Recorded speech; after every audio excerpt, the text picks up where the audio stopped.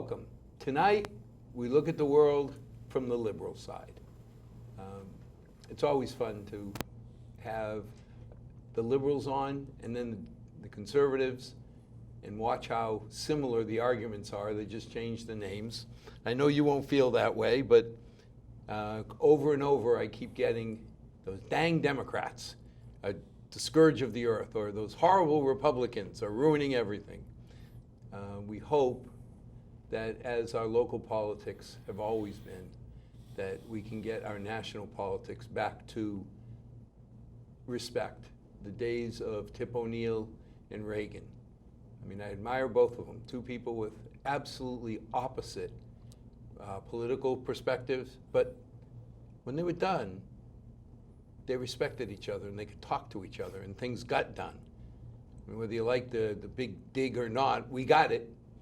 And in today's day and age, I don't know that we ever could. So, welcome. I'm glad you're signing on. And let's start with introductions.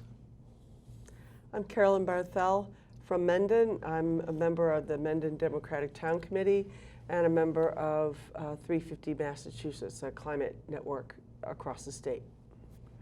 My name is Glenn Wyke. I am a vice chair of the Milford Democratic Town Committee. Of course, I live in Milford. I'm Rand Barthel. I'm also a member of the Mendon Democratic Town Committee and also active in 350 Massachusetts. And Glenn, welcome to this show. You've been on before. Yes, in a different role though. Where do we start? Should we talk about impeachment? We'll start off hot. Why not? Okay, we'll start off hot and we'll get hotter.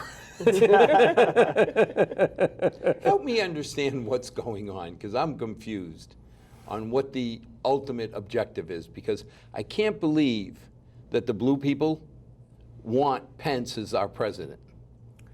I don't think that's really the goal. I think the problem we have right now is we have a bit of a constitutional crisis. We have a president who has committed numerous criminal acts, partly outlined by the Mueller report, but partly not complying with the emoluments clause of the Constitution. He's personally profiting from his businesses still, even though that creates inherent conflicts of interest. And from a constitutional standpoint, we must hold him accountable. It's as simple as that. If we don't enforce the laws, then what are the laws for?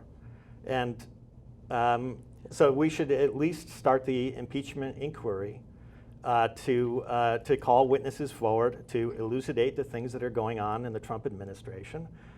There's already been a number of indictments against members of his cabinet and his inner circle, and make sure that the public is aware, because so far Attorney General Barr, or what many people call a personal attorney for Trump, Barr, has been able to keep a lot of this out of the limelight. He put out his bogus statement at the beginning saying Trump was fully exonerated by the Mueller report, and then Mueller came out and had a very different story to say.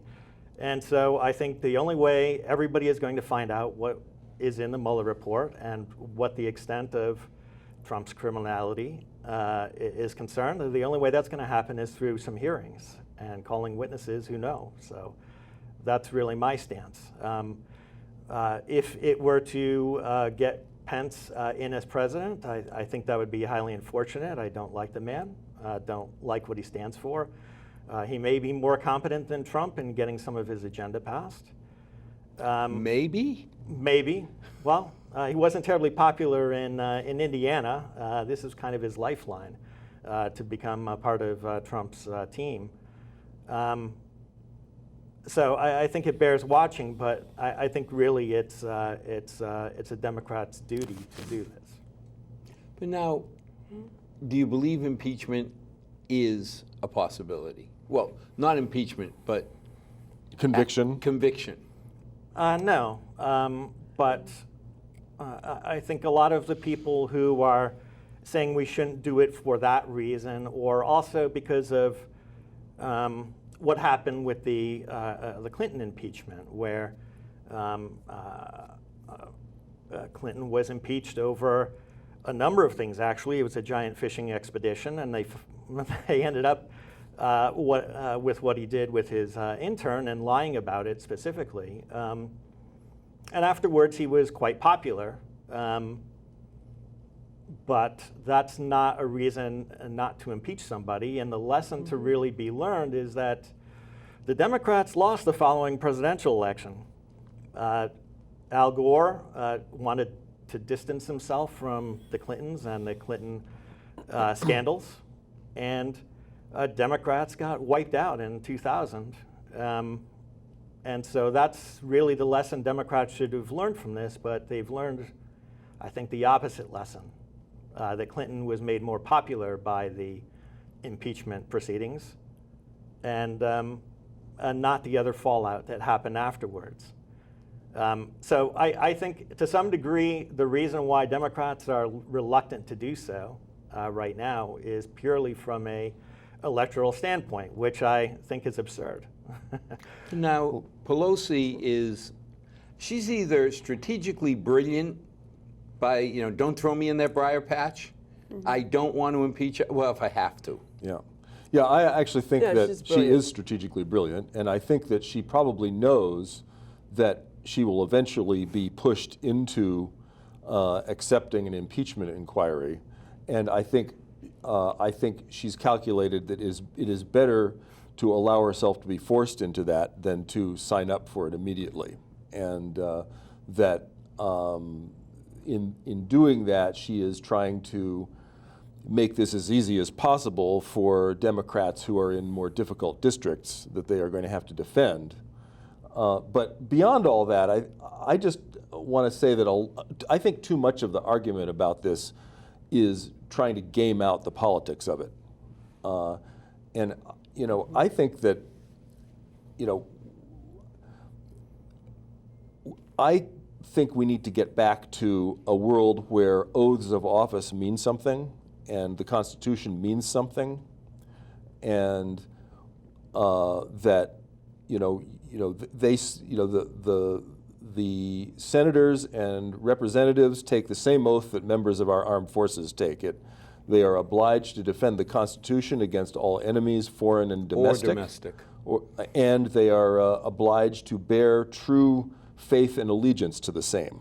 And I think they are vulnerable, politically, given what we know about Trump's conduct and the conduct of his whole administration, frankly. For them to fail to conduct an impeachment inquiry is almost as craven and almost as cowardly as the Trump bootlicking that the Republicans engage in.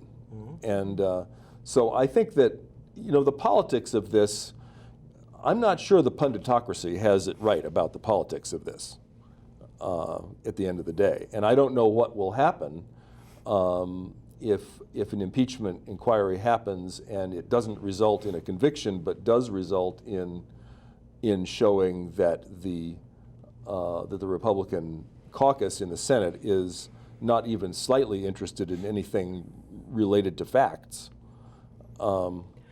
But it shows, then at that point, for 2020, the American voters will have to decide, do they want to have a democracy or not? That's what it really comes down to. If we have a rule of law or not, period. But what do you say to the people who bring back when we were investigating Hillary Clinton? Mm-hmm. I mean, we talk about obstructionism. Well, meeting with the person who's investigating your family to talk about your grandkids on a plane, I got a hard time. I mean, you know me. Has any evidence been produced that anything untoward happened in that conversation? Rand, do I have to produce? Yes, you do. Yeah. Then why would you go have that meeting in public? I'm sorry. I mean, it doesn't make sense to me. There are certain things you just don't do in the middle of an investigation. And see, I think part of the problem that Congress is facing is they've lost credibility. Oh, they have. Not Big time. Democrat, 11% not last time I heard. Republican, all.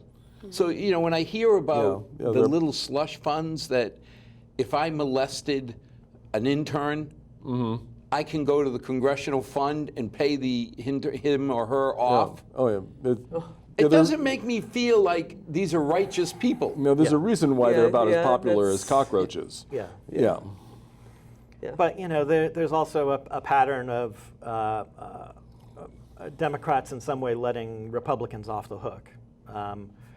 After the financial crisis and Obama took office, we were supposed to look forward and not back. We weren't supposed to find out who authorized the torture in Abu Ghraib. We weren't supposed to look into who outed the CIA agent, although somebody did go to jail and was later pardoned for that. Going back further, we have Iran-Contra, where a whole bunch of people, including Elliot Abrams, who's our current envoy to Venezuela, was pardoned for his role in Central America committing war crimes. And so at some point, some of this has to stop, right? I mean, somebody has to be held accountable, or it's just going to continue to repeat. And on that side, I agree. Because I think both sides have abused the rules. You know, this molestation thing, I didn't hear it was blue or red. I heard it was Congress. You know, it wasn't all Republicans or all Democrats. These are sick people. Yeah. No, you've got Anthony Weiner, and you have David Vitter, and you have, I mean, you can name people on both sides of the aisle who. And the thing that bothers me is everybody talks about it like it's a sexual act. I don't buy it for a moment. No, it's not. It's, I mean, these people make enough money, they have enough money that if a sexual act was their driving force, fly to Las Vegas or somewhere in Nevada where it's legal. There are places to get that, if that's what legally, you really want. It's not like you're sliding in 14th and K in D.C., right? You're going to it, you're doing it legal, it's up to you and your spouse to deal with it. But that I would understand. I don't approve it, but I understand that you're right. But picking on my daughter or your son, wrong answer. Yeah, anyway, yeah, that to me is a sick power trip. And It is- that's it and is that for is sure a exactly what power it is. thing, yeah. It's always about power. It's You in know? it's in that Me Too territory. Yeah, and I guess the problem is I'd like to see them all hung by their whatever. Like You all know, of them. Like anybody who would do it, whether it's man or woman, because I'm not sure it's all men that have done it. You know, one day we'll deal with the fact that we'll get a sickie in Congress that's a woman. I understand there are some women who are known to be somewhat handsy in the Congress. And again, to me, those people, you know, it's like we went through this whole Catholic priest thing. You know, and I can never forgive Cardinal Law. Not that he had pedophiles and sick animals working for him, but the fact that when he knew, He let people off. he looked the could other have way. gotten some sympathy from me if he came and said, "You're a Christian, we're supposed to forgive. Every time we find a priest that's sick, we're going to put him in a monastery in South Dakota where he'll never see another child again." Right. I don't like it, because my solution of a 12-gauge enema for anybody who would hurt a child feels better for me. I'm kidding, but you know. Yeah, but in But that direction. Yeah. You find a rabid dog, you don't put him in a schoolyard. And that was what I saw. It's the same thing here. Yeah. You know, and again, whether it's man or woman abusing it, it's a power thing. Yes. So now you start looking, saying, maybe Congress is at fault itself because they've lost so much credibility that people can't trust that they're doing this for the right reasons. Well, I mean, They're going to have to, Congress will have, we will have to vote in the people that we feel would hopefully correct the situation. That's, you know, how else are you going to handle well, it? and in the meantime, I think that Congress does not improve its position by continuing to not hold people accountable or to give, you know, in other words, you don't. The fact that you have low credibility because you haven't been doing the right thing all along is not a reason to continue to not do the right thing. And, you know, Rand, I agree. You know? It just feels like I don't know that I can trust you, that your motives well, are pure. well, So I would- and maybe you won't. maybe if now we're pretending for a moment that I'm a Congress creature, right? Maybe I have to just go on and do what I think is the right thing anyway, and accept the fact that you aren't going to be trusting me for a while yet. I agree with that You know, as well. Yeah. because how else am I going to get trust? You have to But- build it. You have to provide evidence for it that you can be trusted. I think the other part is that Congress really hasn't done much for the average American in decades. I mean, people have seen their standard of living go down, and costs are going up, and Congress seems to be at best ambivalent, or at worst actively helping it get worse. You know, it was interesting because the show, the audience won't know, but we actually did do a show and then found out we had technical difficulty. Yes. And it didn't get recorded. no, we would be like one of those old 11:30 Saturday night movies. The mouth is going. Oh, and no there's sound. No sound. Yes. But when you start looking at the economy, at the end of the day, Trump has gotten a lot of accolades for bringing an economy in that's 4%. Yeah. It's at 4%. Well, That's something. Economic growth figures have during certain periods reached 4% during his administration, and I tend to view that as he hasn't messed things up with the tariffs yet, but Enough, but yeah. But we went 8 years where we never broke 2. No, that's not true. Obama had several. He never quarters. hit 3%. It was always Sure, he did. He had 3.5. Several Really? times. Yes. Absolutely. Okay, that one I have to check because everything Right. I read was it was the first administration in right. 50 years that never broke the 3%. But it No, is- no. but- But if you go back before Reagan, we were regularly like around 4%. It's only since Reagan that the economy has really tightened, and even GDP isn't a measure of how well the economy is doing for most people, because the economy has been pretty decoupled from the average American. Wages are entirely flat, continue to be flat, and expenses continue to go up. So employment numbers look good, although we're in the midst of a gig economy. We have a lot of people working 5, 10, 15 hours a week, and they're called employed because they're not taking unemployment. But now, one of the things that came up, and we never got around to talking about it, was the stock market has done very well in the last couple of years. And legitimately, Christine brought up a question saying the average American is not affected by the stock market. That's true. But here's my problem with that. I don't know that that's accurate, because the average American now doesn't get a pension. Unless you're a school teacher or a municipal employee, you're getting a 401k. Yeah. That's true, but Where's the money go? so that the top 10% of earners own 85% of the stocks. Okay. So that means the bottom 90% only own 15% of the 15%. stocks. So it isn't really broadly helping people that much. You can make an argument that maybe the next 40% of people have some stock through 401ks or Right. IRAs or some other thing, but they're not being helped But- in any kind of way like the people who are. Well, the other thing about that- But see, there I'll buy that. Because I see that most of the stock is held at the top 10% of the people. Then I look and it says 80% of the taxes are paid by the top 10% of the people. 80%? Well, Federal sure, tax because over the 80. people who are paying the taxes are people who have income to pay taxes on. That's basically And true. I mean, so- if you're making $1 billion on Wall Street, you're going to pay some taxes. Yeah, but even if you're making 100 grand, which is still good money, but at 100 grand, you're paying taxes. Yeah, I mean, I'm saying federal. Yeah. State tax, different different game. ballgame. Yeah. Sure. Because I make $100, $5 comes right off the top to the state of Massachusetts. Kind of like FICA, my $7.50. Yep. I don't get to do deductions or play games. That's Right. just gone. Right. Right.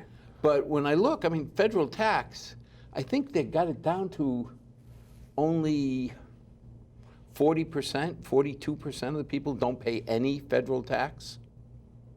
I think people are earning so little now that they're not able to pay it or because of the way our tax structure is, they're not paying tax. They're It's not paying. that- They're not paying income tax. Right. Income tax, Right. yes. Yeah. They Federal also income. are paying They're the paying 5% sales and tax, the they're paying other 7.5%. Well, they're taxes. paying you Not buy that. gasoline. Right. You're Yeah, paying sales tax. 30 odd cents on the gas. Right. Everything you spend, they take Right. 5 point something % out of your pocket. Right. Right.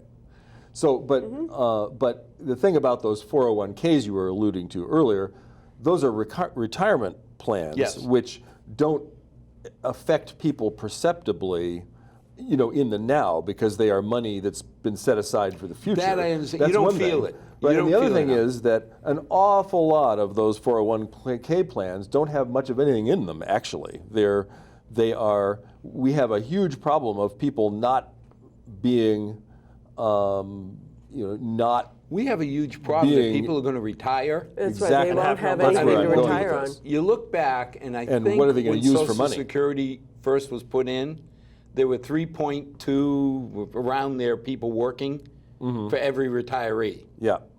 Well, I think we're approaching 0.8 people are Well, it's- working. So how do you take enough out of my paycheck Mm-hmm. to support my family and yours? Well, the millennial generation is much bigger than the boomer generation, so I think we'll go back in the other direction as the boomers die off. But I hope so, Glenn, because the boomers would have been taken care of Yeah. if we hadn't spent their money. Yeah. I'm not going to volunteer to die the boomers sooner. actually, however. it was even worse for the boomers because they contributed doubly, right? That was the change that Reagan made Yes. in the 80s, so that they contributed their share plus an additional share to make sure that Social Security was Stay solvent. solvent. Right. And we're still paying that now. Nothing that has changed. And they're talking about raising the retirement age, which is insanity, Yeah. because people are it's very. I mean, for somebody who's just sitting at a desk, maybe it's not so bad to stretch your career to 68, 69. But for somebody who's a bricklayer or construction worker, landscaper, whatever, I mean, to ask them to work to 70 is just insanity. Yeah. But again, that comes down to how do you pay?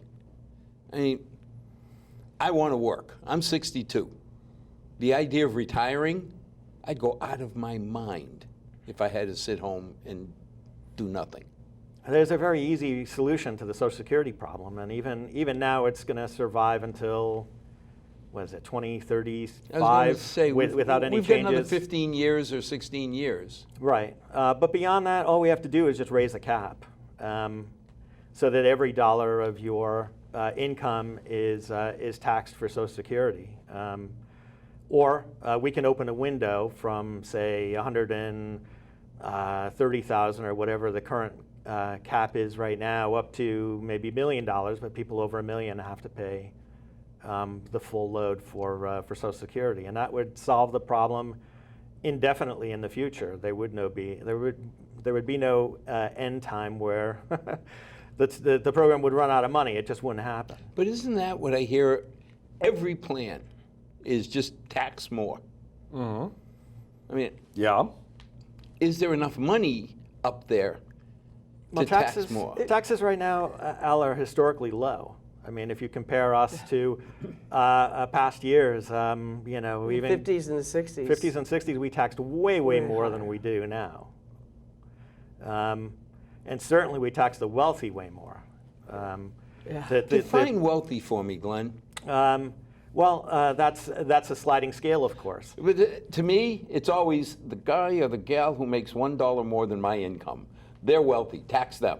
No, I think we could come up with a fair estimate, but I think if you used tax tables from the 70s, it would be somewhere between 3 and 5 million, something like that, where the tax rate would go from 30-some-odd% up to 70 or 74%. And it acts kind of like a maximum wage, so we wouldn't have the massive income inequality we have now, where people are stashing all kinds of wealth in the Cayman Islands and then passing it on to their new nobility, inherited nobility. See, now there, I have no problem saying invest money and go find it. Because if you're skirting the law, I have no sympathy. Yeah. You know, but Well, they may not be skirting the law. They may be perfectly legal. Well, you can be sure that it is legal because they have seen to it that That it is They have through enough their lawyers influence So- over the people who write the tax the tax code, code, yeah. that they've seen to it that there are these loopholes. But it isn't legal, and the reason I know this is because they've defunded the IRS to the point where they can't do multi-year investigations anymore to invest. I mean, it really takes that long to investigate wealthy people's stashes in other countries. And so it just doesn't happen anymore. In fact, now they're investigating more middle class and poor people because they just don't have the resources to put into investigating rich people where they're but see, that's what sticking their worries money. me. You remember the alternate minimum tax? I remember when they first came out with that. Yeah. And it was only for people making gobs of money Right. to make sure they paid their fair share. And then inflation pushed a lot of us up And then into all of a it. sudden you found like Yeah. the Cadillac tax for health care. Yeah. When all of a sudden they figured out that the municipal employees had the best plans. Right. And they were going to get crucified. Yeah. You know, too many times I see these wonderful ideals. All of a sudden when it comes to reality, and top 10% of the people, so 90% of people are letting the top 10% get away with it? How does that make sense? It doesn't make sense. It's unfair. But the 90% don't have as much of a voice and as much power as the top 10%. But why not? I mean, realistically, there's 90. A lot of it is money in politics. I mean, you know, the big donors have so much money now because of decades of amassing vast fortunes, and also the fact that we haven't enforced the Sherman Antitrust Act for decades as well. These enormous corporations have enormous power too. So we have these big players in just about every industry that can dictate the rules of the market, basically in their market, and also buy Congress people to write more laws that will favor them. So it's a really It's a nice setup. It is if you're in that position, but unfortunately, it's not at all a virtuous cycle. It's very destructive, and we can't keep going in this direction. And it's eviscerating, the income inequality is eviscerating our democracy. Help me understand that. Because if people don't have the wherewithal to be able to have middle-class lives, they don't have the ability to, don't have the exposure, they don't have the ability to pay attention, because they're always scrambling. They can't pay attention to what we need to do as citizens to be able to know what's going on. Another point about that, of course, is that the people who do have the money have the influence over who can be a candidate for office under Citizens United and other features that we now have. Right, we generally have a wealth primary. We basically, yeah. Well, I mean, let's face it, They you've got a influence. candidate. They are able to determine what ideas are thinkable and what candidates are thinkable. Well, you've got a candidate making hundreds of thousands of dollars a year in income, talking about how we the poor. Yes. And I'm like, I wonder how many of my friends in Milford would consider somebody making $300,000-400,000 grand a year Exactly. And poor. so when people know that the only millionaires are able to run for positions, how is that going to translate to voters? It's going to completely disillusion them that they actually have that anybody is really running to help the people who need it. Well, another aspect of this is the ideology of privatization and kind of what is sometimes referred to as Austrian economics or neoliberalism, which it basically says that there shouldn't actually be very much government and markets should control everything. And so You're sounding like a libertarian. well, that's an I'm posing that as an ideology because it is out there, and you know. Yeah, those economics are actually what fed the libertarian movement. Reagan and Thatcher were kind of the heads of state that instituted this, and what the result of that is that government under that kind of system is excluded from being able to do much of anything, and that creates a situation where it doesn't much matter who you vote for because they won't be able to do anything because the government doesn't. Well, if you have a homologous, Homologous? sorry, my Or mouth- homogeneous. homogeneous, my mouth is not working today, versus a heterogeneous population to choose from. Well, why would anything change? If every candidate, we got 22 Dems? 23. Yep. 24. 23, 20 okay. I think it's 20. 24. 24? I don't know if they're all going to make it to the debate stage, but it was 24. No, only They 20 won't. is supposed to Only- make it. yeah. Yeah. But I mean, realistically, where's the break? Is it the top 20 are rather wealthy, you know, you have all this, and then the last 4 who won't make it? If I'm going to pick not sure from the that's- top 10, It's not. I don't know that's- that they're I'm not very su- different. I'm not sure that's what That's- the cutoff is in terms of who's going to make it. All kinds of things go into whether somebody's candidacy is viable. I mean, the DNC certainly did set up a set of conditions that candidates will have to be able to produce and show that they have the support to be able to be a candidate. I mean, when I think back a few years ago, if somebody ever told me a socialist from Vermont would be running for president and have a material effect on the politics of the United States, I would have asked you, Rand, what narcotics are you on and why They're aren't really you sharing good, them? aren't they? You know what I mean? But yet you think about it. Whether Bernie ever wins, he has had a major impact. He has. Undoubtedly, yes. Yeah, he has brought the idea of the social contract between government and the population Back into conversation. Back into the conversation. It has been excluded for decades. And now you have Miss OC racing to out-left Bernie. I mean, I don't know that she's. when I I'm not heard sure her she's the other outlefting day him. She's not- talking about how yeah. you need a livable wage and how Congress needs a raise because they're only making $175,000 a year, I would have put it a different way. Yeah. I don't know that I can feel sorry for you making $175,000 being poor. Yeah, I didn't hear her say that I- Congress needs a raise, but I know that you know, she's been talking about raising wages for average workers for a long time. And that one, I think the market's going to get you there because, you know, we made a big deal out of getting to $15 an hour. I mean, that's $30,000 a year, I think, if I do the numbers right. I mean, raising a family. Stuff. Now, can't do maybe if you're in Arkansas or South Dakota, Yeah.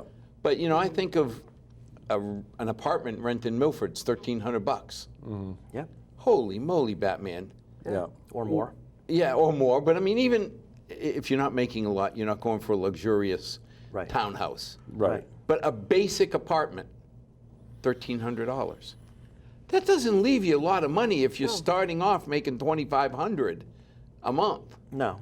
And you know, it just goes to show that there are just not that many very good jobs out there, and that the market is not solving the problem. If you look at an area like software development, if truly people were getting paid what they're worth and it's all based on skill, then software development jobs, in theory, should be going way up. But they're not. And why is that? There's a lot of reasons why. Part of it is the fact that we have these big mega corporations that can collude amongst themselves, and 99% of the time they're not going to get caught. I won't poach from you, you won't poach from me. They've been caught a number of times already But you know, with doing stuff like that. Well, and look at Massachusetts for the biotech industry. Yep. Okay, when I was at Cambridge Biomedical, when I first started there, it cost me just over $100,000 to buy a PhD. If I had a position, I wanted a PhD from the life science industry, it was just over 100. All of a sudden, over 5 years, Cambridge became very popular, and all the big pharmas moved in. he Went bid it up.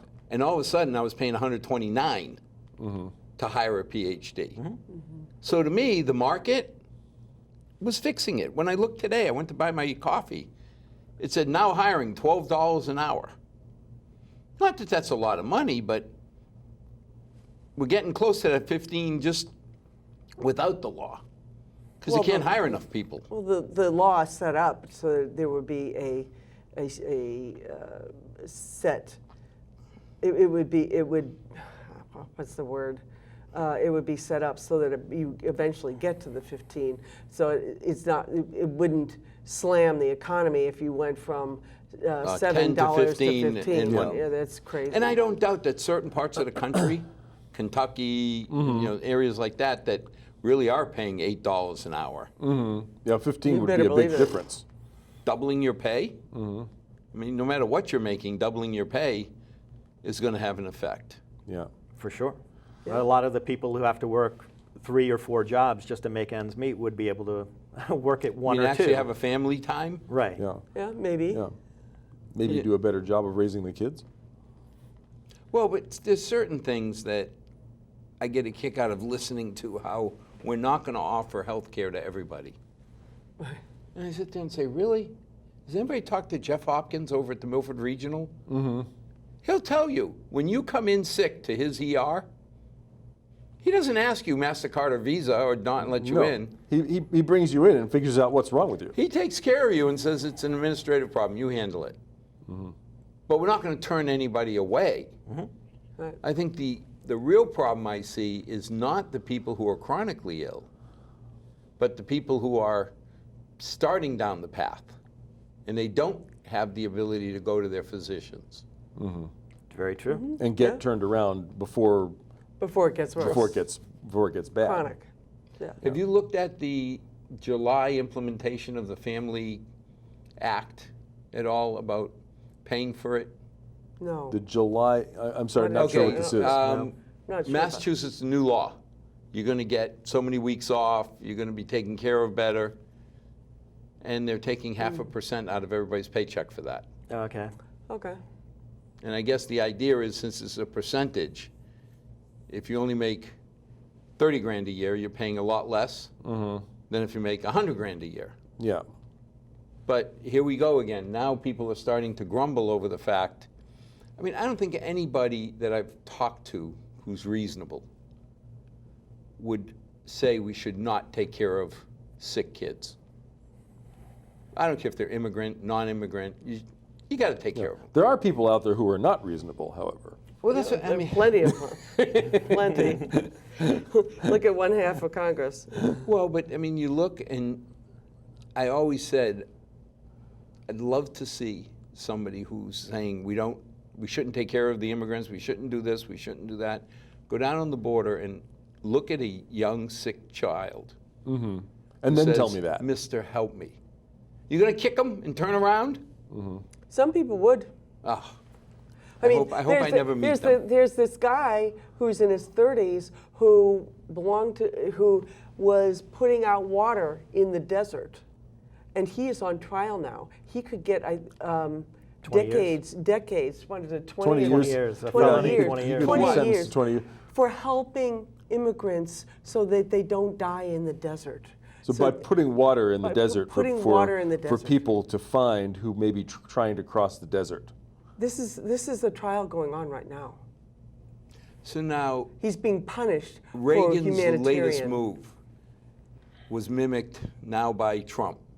At the very end, Reagan started squeezing on amnesty and all this good stuff. And Trump now says, hey, Mexico, stop the flow or you'll pay for it. Good idea, bad idea? Did it work before? Completely ignoring what is behind people feeling that they have to leave Central America and come here through Mexico. Right. They're climate refugees.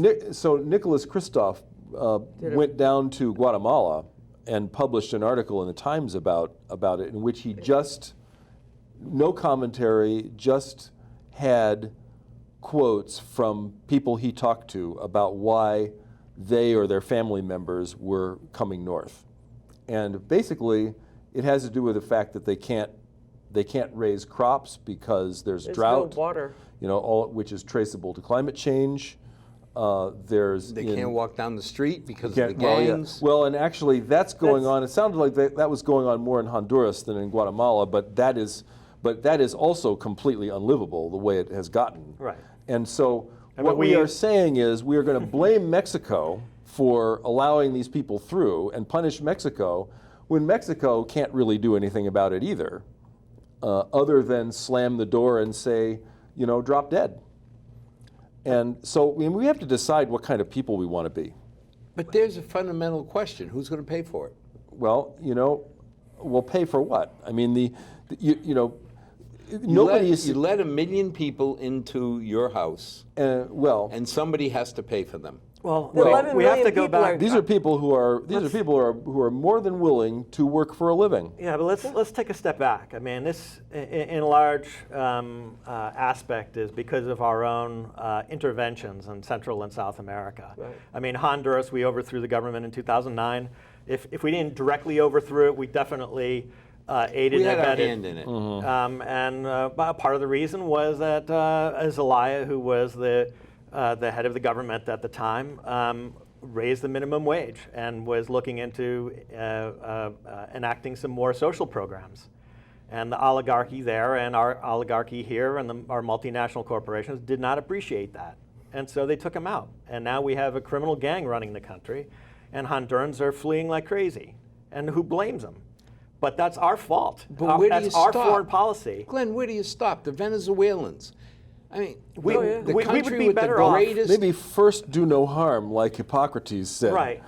I mean, Venezuela, we've been attacking them since the early 2000s. That's right. We performed a coup on Chavez in 2002, but we were economically attacking them beforehand.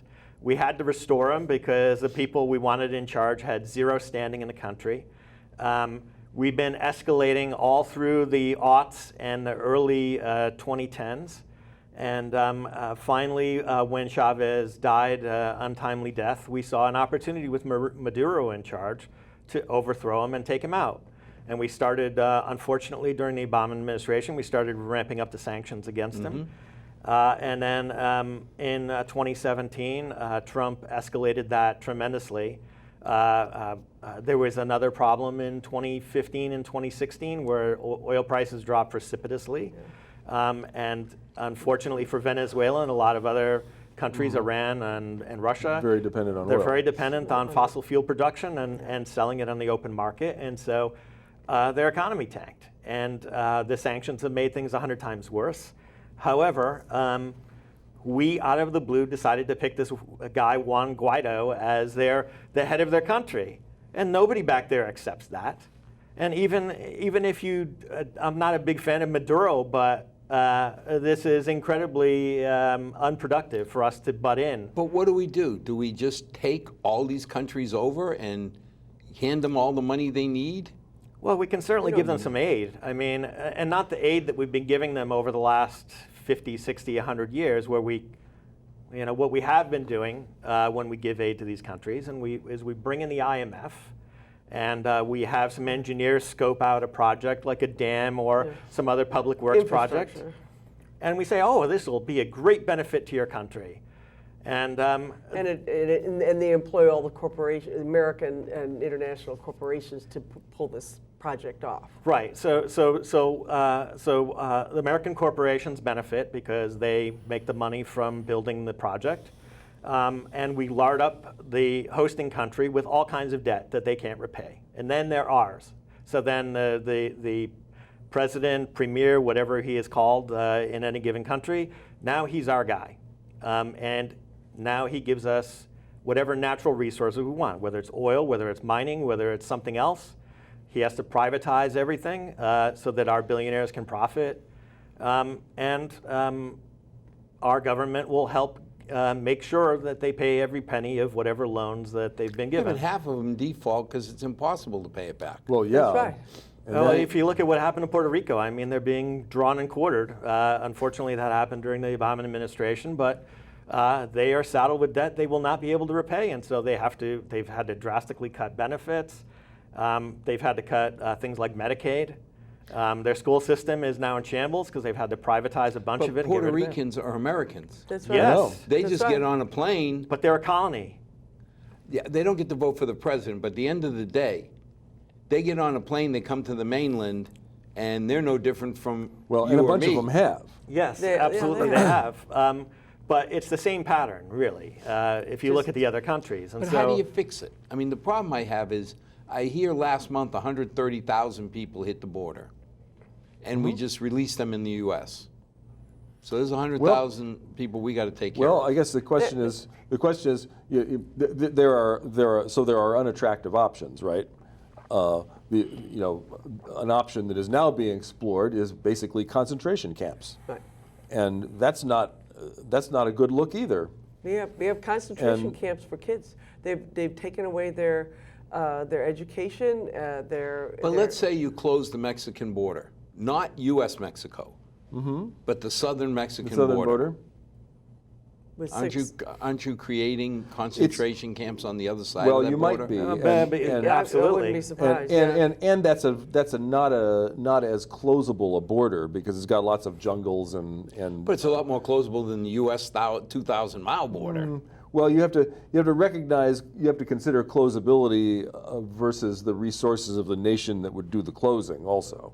So I'm not sure that, yes, there's less territory. Rand, if we took the people that are at our border, guarding our border, moved them down there and said, all you have to do is, And we browbeat Mexico into allowing that. Right. well, what else you going to do?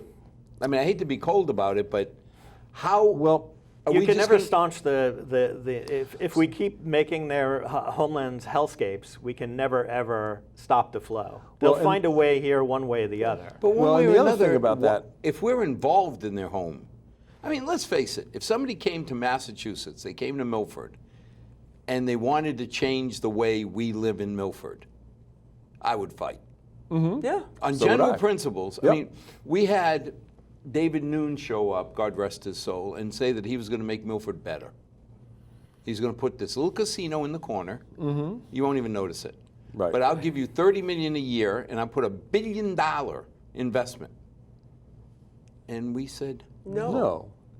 we don't want foreigners coming in, and foreigners not out of the U.S., but somebody from outside of Milford telling us how to run our little town. Right. Yeah. So, you turn around, and I don't see an option that I can wrap my arms around. Well, I think Well- the problem is that the leaders of these other countries sometimes do say no, and they end up very dead.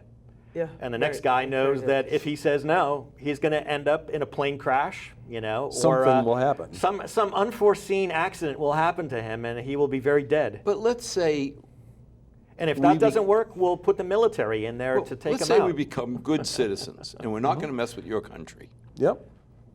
We're going to close our border. What happens to the people then?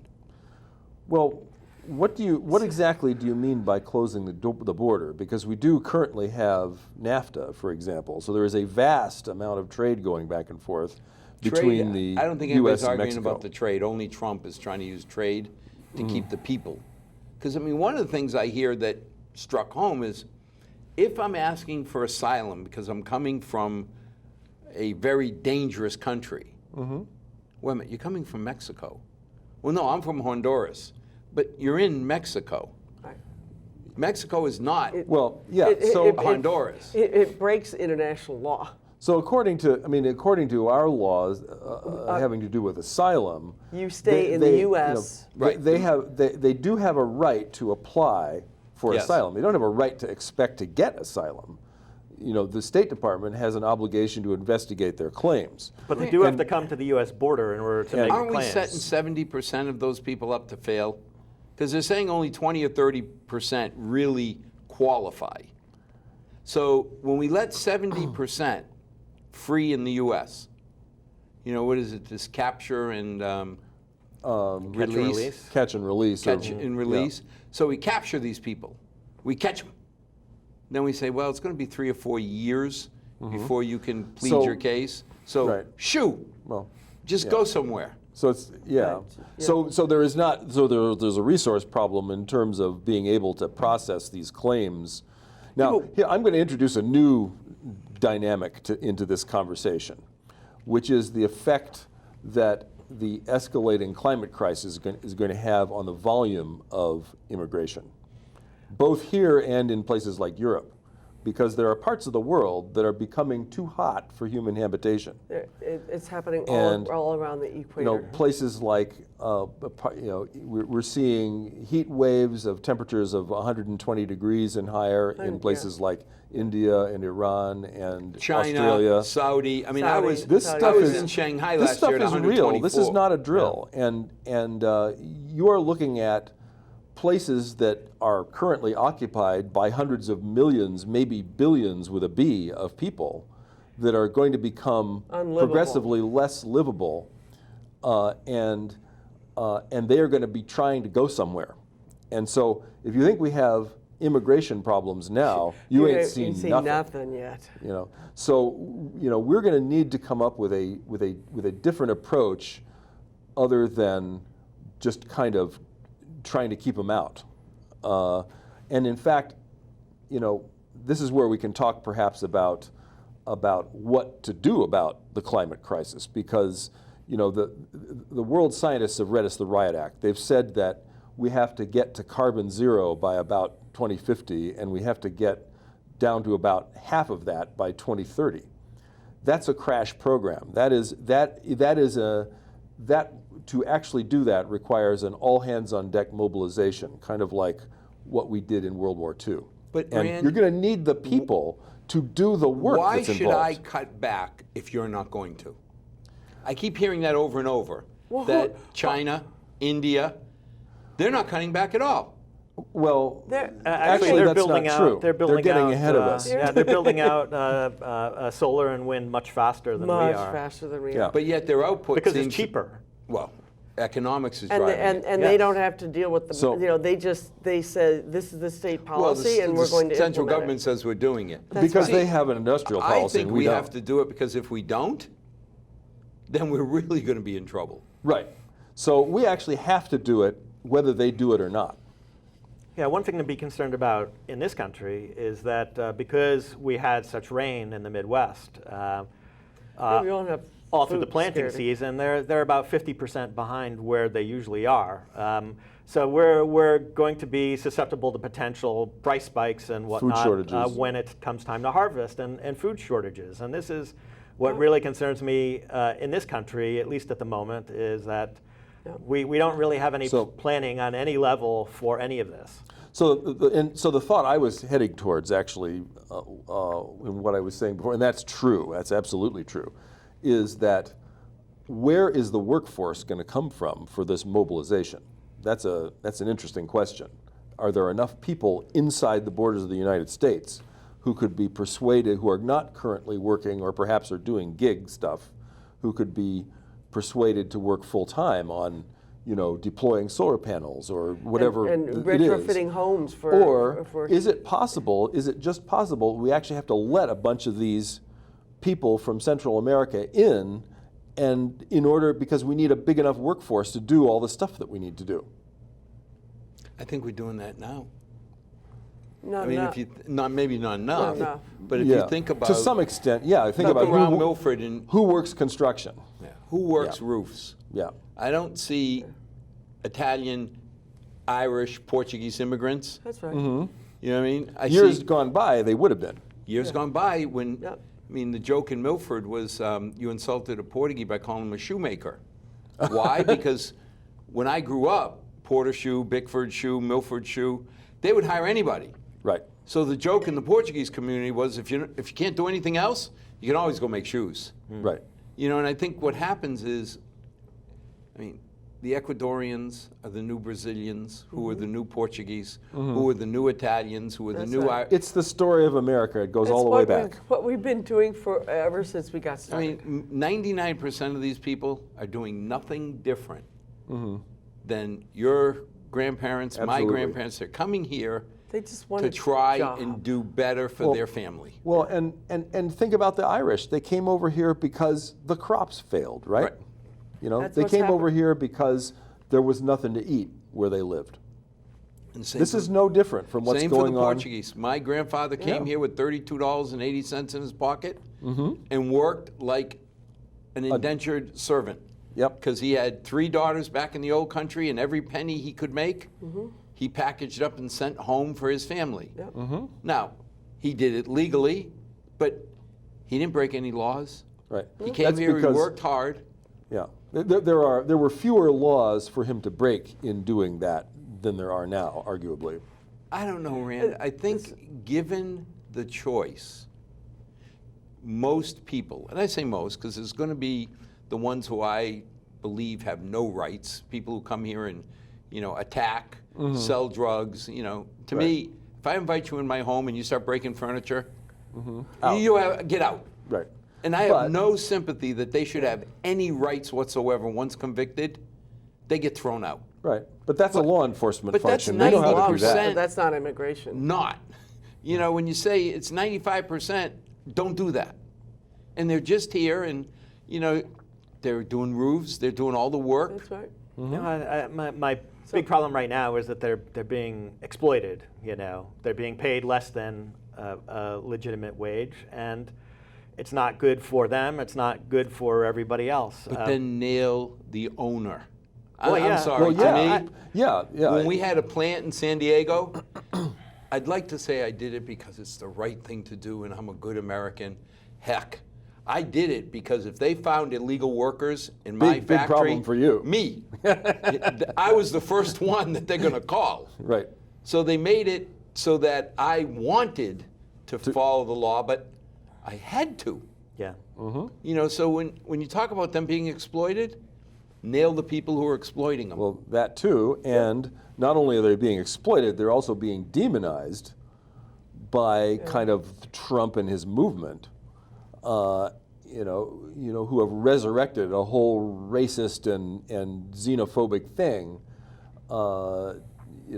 for political gain, basically. But what do they gain? They've we got have a Nazis certain- come to Milford every 8 years. They've got a they certain operate- And they percentage come of the here people and who I pray don't feed the wild cat. The wealthy They'll gain. just go away. The wealthy gain a whole class of people they can continue to exploit, basically. That's really what it's about. There's a lot of people who maybe have other notions about what it's really about, but that's really what it comes down to. The wealthy always like to have somebody who's a marginalized person that can be used for the lowest possible wage, and that's really all it comes down to. See, I guess I may be too naive, but I hope that people aren't motivated by that. But I have to That's a nice accept that hope. some are. It's a nice hope, but unfortunately, true. you read some American history going back to slavery and the relationships between the slave owners and the poor white people and the black people in the South. And this whole theme has replayed itself over and over again in our history of the people who are really well off convincing the people who have a little bit that the people who have nothing are their enemy. And Well, so, We've run out of time. wow, how did we do that? I don't know. We'll have to do a show sooner than later and continue this because there's Yeah. so many topics we wanted to talk about that we didn't get to. Yep. But thank you for joining us. I hope you'll join us in the future I will. because this was enjoyable. And as always, everybody has the right, even those Nazi people have the right. The first, that pesky First Amendment guarantees the right to be stupid. And some of them are. As long as they don't try and bother Milford people, then I've got to respect their right to be stupid. I hope that me being naive is accurate, because I'd rather believe in the goodness of people, but set up laws like if somebody is exploiting people, then I believe the exploiters are the ones that get nailed first. But we'll continue, and as always, thank you to our 6 loyal viewers for joining us, and may tomorrow be a better night than tonight. May God bless, and we'll see you on our next show. Thank you.